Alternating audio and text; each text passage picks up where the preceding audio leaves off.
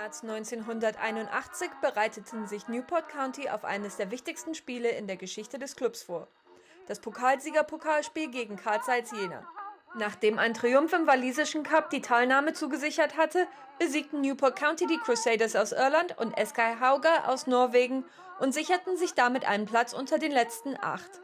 Eine Chance, die sich das Team um Lenashurst gegen die Ostdeutschen nicht nehmen lassen wollte.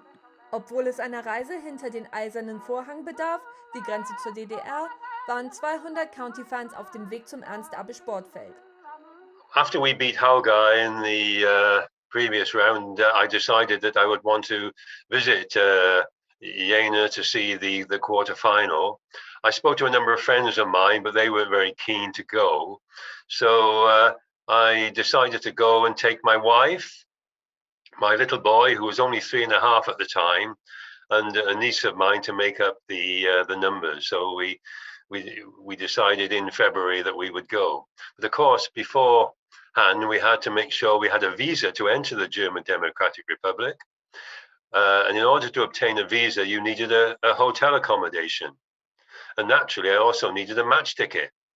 And I contacted the German Democratic Republic office in London, and they pretended to be cooperative, but they weren't very cooperative at all.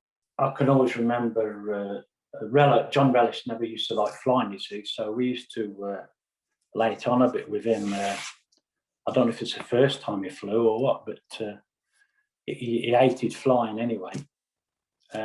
So we just used to lay it on with him, even previous rounds when we got on the plane. And he was pretty scared, like, you know. Well, it's sort of a trip into the unknown for all county fans. Obviously, I'm 58 now. It was 40 years ago, so I was 18 at the time. So for myself and my friends, it was just one of excitement. I was really interested in it because we went through Checkpoint Charlie in Frankfurt, I believe, and the difference between East and West was unbelievable. On the West side, there was all neon signs and there was light everywhere, people going about new cars. And you travelled into the East and it was grey. There was hardly any lights on. You could see people queuing outside shops. People looked grey. I mean, they didn't look well dressed. They didn't look well fed. It was a real contrast. I think I tell a story before that me and Neil Bailey, I think Neil was on the pretty sure Neil was sat next to me, and we were talking about, we were so interested in everything that was going on.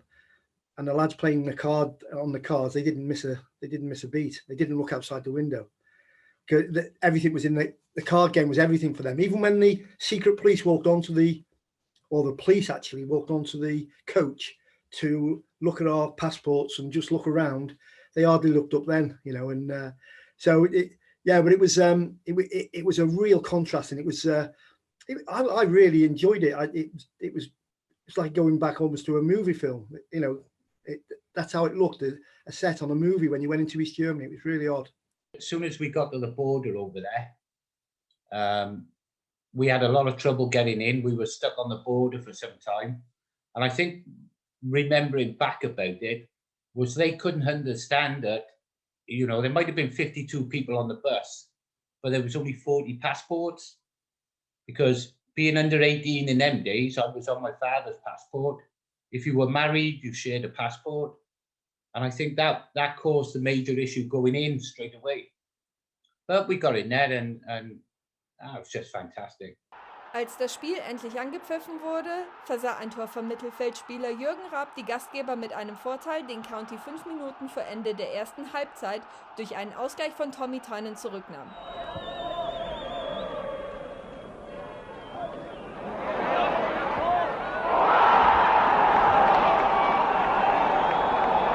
It was probably the best county team I played in, you know, around that era.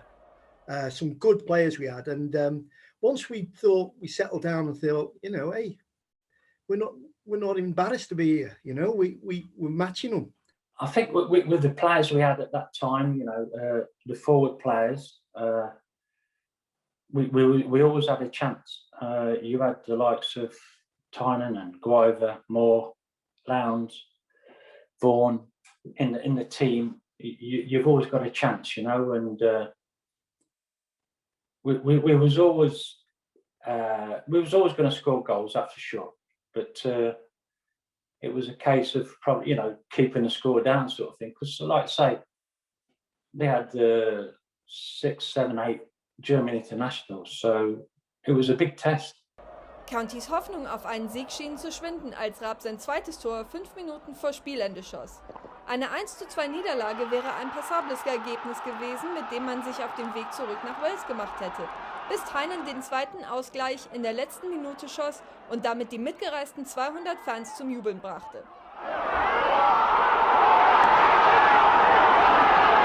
A man who was sitting alongside me by the name of Angus picked up my young son and threw him into the air, and we were all delighted. Likes of Keith Oakes and that was going, we don't concede now. We've done it. You know, so the back four was sort of didn't join in the celebrations because we're saying, come on, we've still got 3 or 4 minutes here, and we don't want to blow it now.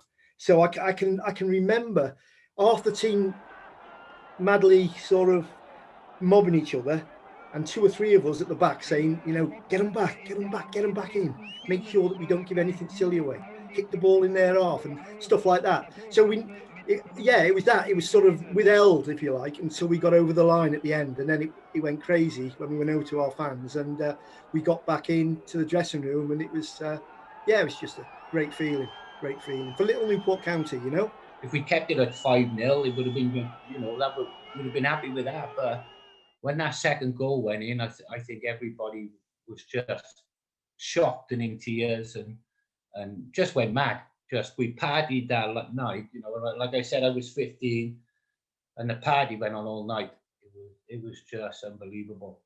I think a lot of the conversation was if we'd left with, say, a 2-0 defeat, so that it keeps the second leg alive and ensures a good crowd at Somerton Park, then that was my honest expectation. And what actually came was beyond all our wildest dreams, really. Is just one of those moments that even 40 years later still, you know, you get goosebumps and tingles from. And I can always remember coming back in the dressing room, and Tommy wasn't there, and I think we said to Len, where's Tommy? He said half of Europe are interviewing him, because basically he was toast of Europe that night. All the TV and radio programs wanted to speak to Tommy Tynan. So he didn't get back into the dressing room for quite some time. Das Resultat stellte eine unglaubliche Chance im Rückspiel dar, und mit 18.000 Zuschauern lag die Vorfreude merklich in Newports Luft. For once, Newport were the main story for that 2 weeks on not just local TV, but your national updates for, and it was then, it wasn't like the 24/7 coverage that you get now. The things like you get on a Friday night, I think it was a program called Nationwide, always, and Frank Boffin, it always had the highlights of what's coming up the week after, and Newport County were the story. I remember commentators coming from Somerton Park saying the demand for tickets was unbelievable, and I've just witnessed a county fan who's just, you know, so euphoric because he's just purchased his ticket. And you know, the time in between is a bit of a blur. The actual, you know, going to work and everything, you were just counting down to the second leg. I think after the shock of the first leg, because it was a shock to get 2-2, I think we really thought we were in with a shout. I remember going out to warm up, and it was almost like we were going out to kick off because there was that many in there. And if you can imagine 18,000 in Somerton Park, I mean, they would never allow it now. I mean, you know, it was absolutely bursting at the seams. It wasn't a particularly nice night. It was overcast, drizzly, as I remember. And in a way, it was, I didn't enjoy that game half as much as the one away, because it seemed like whatever we did, we couldn't score. Mark Davison Oakes off the line. Yet another corner. Off the line. Back here live now then. Guayder and away again. Way off the line for a second time, this one from David Guayder. Again for Oaks, off the line for a third time, and finally away by Schnupaza. I've never been involved or seen a game where a team has had so many chances have been kicked off the line, hit the woodwork. No, I've never seen anything like that before or since. There's no exaggeration or there's no bias there to say that we played one of the best sides in European football off the pad. County dominierte durch Ballbesitz und erspielte eine Reihe von Tormöglichkeiten, schaffte es aber nicht durch die Defensive der Deutschen. Ein Tor von Lothar Korbjuweit sicherte Jena damit ihren Platz im Halbfinale. That's a fine shot and a fine goal. I mean, it was just an awful goal. No one to blame, just one of those things. We ended up, I think, playing just me and Grant at the back and everyone else. So I'm sure it was, because Grant always had pace and Keith stayed up there. Richard Walden was in an almost right wing position and we were just bombing them. And it was like we weren't destined to score. Comes Davis then as Carl Zeiss this time retreats. Tynan's flick. Elsie, and lovely ball to Tynan, a chance. Against the bar and away. Tynan thwarted by the crossbar. Oaks down, Lowndes. So, once again, Carl Zeiss escaped. Tynan there, on the goal line. As Moore takes it. Again for Oaks. Headed away though by Vogel. Vaughan, Oaks. A brilliant save by Grabentine.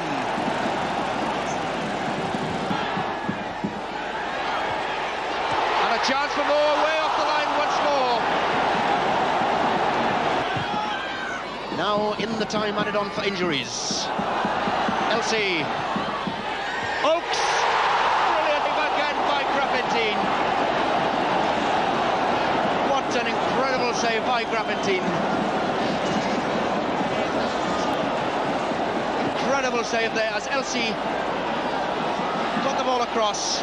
Oaks in there, and how he clawed it away, God knows. And that's it, the whistle has gone.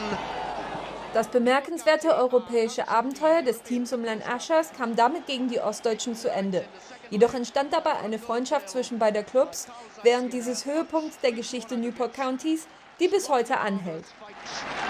These Newport boys put up tonight. Carl Zeiss understandably celebrating a famous victory. They had to soak up a great deal of pressure.